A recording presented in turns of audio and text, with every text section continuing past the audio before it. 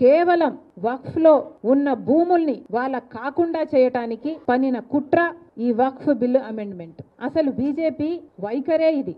బీజేపీకి తెలిసిన రాజకీయమే ఇది.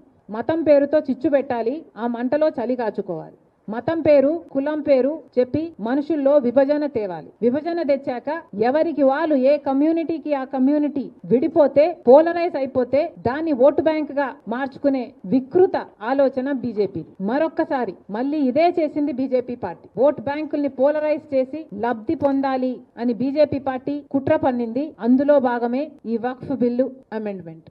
కానీ బాధాకరం ఏమిటి అంటే, ఈరోజు బీజేపీ పార్టీ అధికారంలో ఉంది అంటే దానికి కారణం చంద్రబాబు గారు ఇస్తున్న మద్దతు. చంద్రబాబు గారిని సూటిగా ప్రశ్నిస్తున్నాం.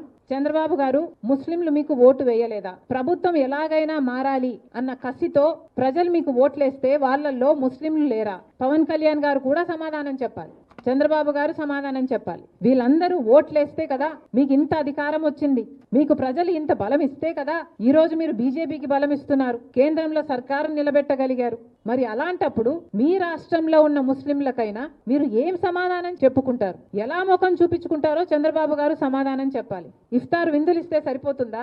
ముస్లింల మీద నిజంగానే ప్రేమ ఉండాల్సిన అవసరం లేదా మీకు? వాళ్ళ ఓట్లు వేయించుకున్నారు.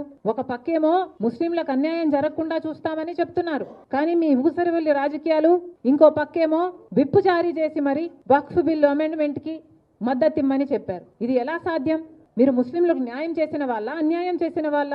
ఇఫ్తార్ భోజనంలో మీరు ముస్లింలకే విషం పెట్టిన వాళ్ళు. ఈ రోజు ముస్లింల ద్రోహిగా మిగిలిపోయాడు చంద్రబాబు గారు. ఇది సామాన్యమైన విషయం కాదు. ముస్లింలకు ఇంత ద్రోహం చేస్తుంది బీజేపీ పార్టీ, వాళ్లకు మీరు అండగా నిలబడ్డారు. ఇది న్యాయమేనా?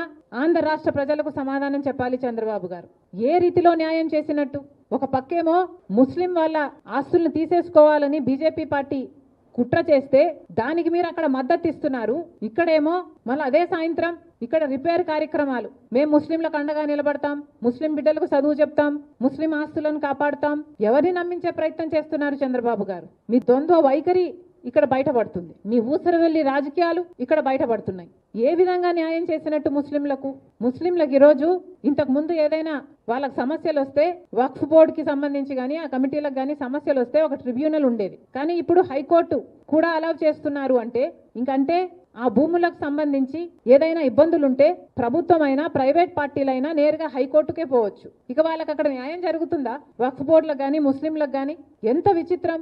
ఇంతకు ముందు ఆ కమిటీలే పరిష్కరించుకునేవి, ఇప్పుడు ప్రభుత్వం చేతిలోకి ఆ అధికారం అంతా తీసుకుని వెళ్ళి ప్రభుత్వమే ఒక ప్రత్యేక అధికారిని నియమిస్తుందంట. అంటే అధికారము, అజమాయిషి అంతా ఇక ప్రభుత్వానిదే. ఇక వక్ఫ్ బోర్డులు ఎందుకున్నట్టు? ఏం పని చేయడానికి ఉన్నట్టు? వాళ్ళ చేతుల్లో అధికారమే లేనప్పుడు వాళ్ళని ఎందుకు ఉంచడం? ఎందుకు? ఇంకా ఏం మర్యాద ఉంటుంది వాళ్ళకి? ఇంతకు ముందు ఎప్పుడూ లేని విధంగా ఇప్పుడు వక్ఫ్ బోర్డులలో కూడా నాన్ ముస్లింలను కూడా చేర్చాలి అని ఒక అమెండ్మెంట్ తీసుకొచ్చారు. ఎందుకు చేర్చాలి అని అడుగుతున్నాం. ఏదైనా ఒక హిందూ దేవస్థానానికి సంబంధించి ఒక బోర్డు ఉంటే ఆ బోర్డులో ముస్లింలు ఉండరు కదా, క్రిస్టియన్స్ ఉండడానికి వీల్లేదని చెప్తున్నారు కదా. ఒక సిక్ బోర్డు ఉంటే దాంట్లో అందరు సిక్స్లే ఉంటారు కదా, ముస్లింలు ఉండరు కదా. మరి అలాంటప్పుడు ఈ వక్ఫ్ బోర్డుకు సంబంధించిన వాళ్ళల్లో నాన్ ముస్లింస్ ను ఉంచాలి అని ఎలా చెప్తున్నారు మీరు? ఇది ముస్లింలకు చేస్తున్న ద్రోహం కాదా? చిన్న చూపు కాదా? వారికి అన్యాయం జరగటం లేదా ఈ దేశంలో? మోడీ గారు సమాధానం చెప్పాలి, చంద్రబాబు గారు సమాధానం చెప్పాలి.